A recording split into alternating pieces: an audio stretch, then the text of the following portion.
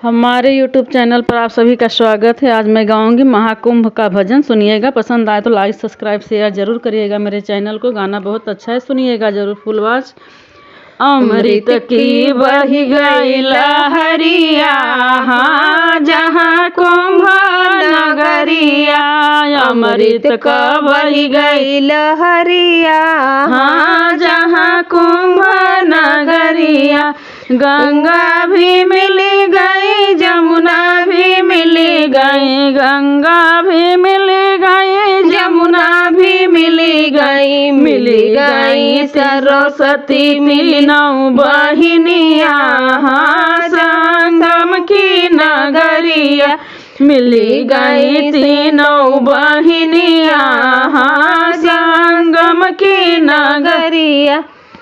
अमृत की बही गई लहरिया, संगम की नगरिया।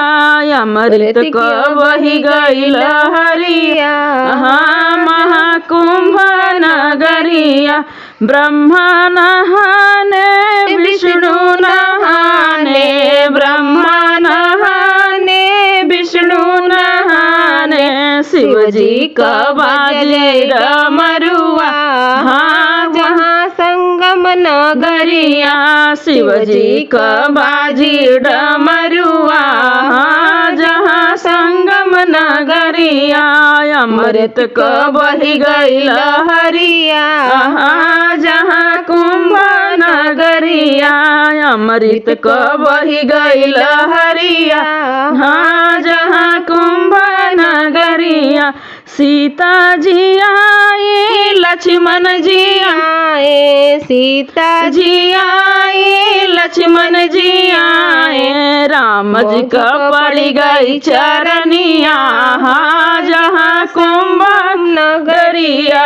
राम जी का पड़ गई चरनिया, जहाँ संगम नगरिया। अमृत को बही गई लहरिया, जहाँ संगम नगरिया। अमृत को बही गई लहरिया, जहाँ कुंभ नगरिया। साधु नहाने संत नहाने, साधु नहाने संत नहाने। पाप को छूट गई गठरिया, जहाँ संगम नगरिया। पाप को छूट गई गठरिया, संगम नगरिया। अमृत को बही गई लहरिया, जहाँ संगम नगरिया। हर कोई जाए, स्नान करके आए प्रयाग।